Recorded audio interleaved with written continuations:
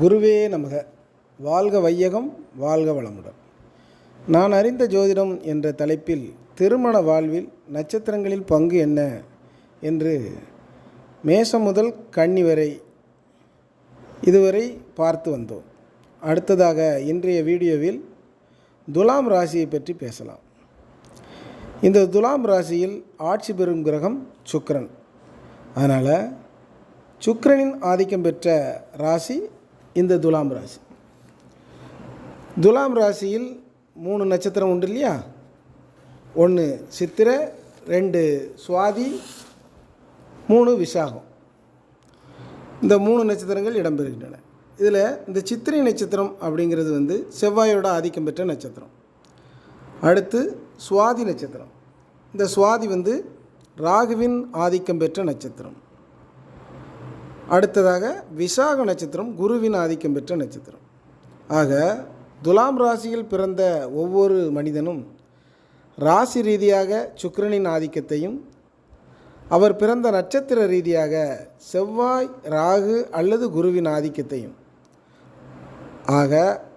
அதாவது 2 கிரக ஆதிக்கத்தை பெறுகிறார் என்பதை நாம் புரிந்து கொள்ள வேண்டும். அடுத்ததாக துலாம் ராசியில் பிறந்தவர்களுக்கு பொருத்தமான வாழ்க்கை துணை என்பது குரு, செவ்வாய், சூரியன் ஆகிய 3 கிரகங்களில் ஒரு கிரகத்தின் ஆதிக்கம் பெற்ற ராசிகளில் அல்லது நட்சத்திரங்களில் பிறந்த நபர்களே வாழ்க்கை துணையாக அன்போடும் காதலோடும் பரிமாறிக்கொள்கிறவர்களாக இருப்பார்கள். இதில் இந்த குருவின் ஆதிக்கம் பெற்ற ராசிகள் மீனம், தனுசு. செவ்வாயின் ஆதிக்கம் பெற்ற ராசிகள் மேஷம், விருச்சகம். சூரியனின் ஆதிக்கம் பெற்ற ராசி சிம்ம ராசி. ஆக மொத்தம் 5 ராசிகள். குரு, செவ்வாய், சூரியன் ஆதிக்கம் பெற்ற நட்சத்திரங்கள் மொத்தம் 9 நட்சத்திரங்கள். அதில் குருவின் ஆதிக்கம் பெற்ற நட்சத்திரங்கள் புனர்பூசம், விசாகம், பூரட்டாதி. செவ்வாயின் ஆதிக்கம் பெற்ற நட்சத்திரங்கள் மிருகசீரிஷம், சித்திரை, அவிட்டம். அடுத்ததாக சூரியனின் ஆதிக்கம் பெற்ற நட்சத்திரங்கள் கார்த்திகை, உத்திரம், உத்திராடம். ஆக மொத்தம் 9 நட்சத்திரங்கள். அடுத்ததாக துலாம் ராசிக்கு மிகவும் பொருத்தமான ராசிகள் மற்றும் நட்சத்திரங்களை பார்ப்போம். குருவின் ஆதிக்கம் பெற்ற ராசிகளில் மீன ராசி. நாம் பார்க்கக்கூடிய துலாம் ராசிக்கு இந்த மீன ராசி 6வது ராசியாக வருவதால் இந்த மீன ராசியை தவிர்க்க வேண்டும்.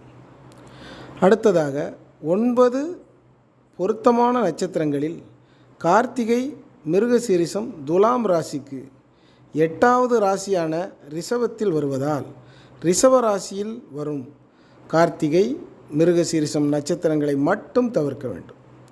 இதில் மேச ராசியில் கார்த்திகை 1ஆம் பாதம் வரும்.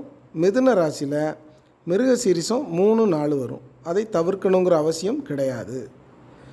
அடுத்ததாக உத்திரம், சித்திரை நட்சத்திரங்கள் இருக்கக்கூடிய கன்னி ராசி.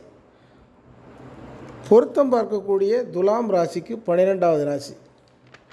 அது மட்டும் இல்லாமல் இந்த துலாம் ராசிக்கு அதிபதியான சுக்கிரன் கன்னி ராசியில் நீசப்படுகிறார். நீசமாகிறதுனால இந்த கன்னி ராசியையும் தவிர்க்க வேண்டும். துலாம் ராசிக்கு பொருத்தமான, அதாவது பொருத்தமில்லாத ராசியாக எடுத்துக்கொள்ள வேண்டும். துலாம் ராசிக்கு வது வரன் தேடும் பெற்றோர்களும் உற்றார் உறவினர்களும் ராசிகளில் தனுசு, மேஷம், விருச்சகம், சிம்மம் ஆகிய 4 ராசிகளிலும் நட்சத்திரங்களில் புனர்பூசம், விசாகம், பூரட்டாதி, உத்திராடம், அவிட்டம் என 5 நட்சத்திரங்களிலும் வாழ்க்கை துணை தேடினால் திருமணமும் விரைவில் நடைபெறும்.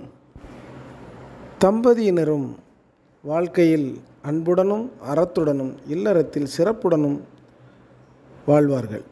அடுத்ததாக விருச்சக ராசிக்கு பொருத்தமான வாழ்க்கை துணை பற்றி அடுத்த வீடியோவில் பார்க்கலாம். வாழ்க வையகம், வாழ்க வளமுடன். குருவே நமக.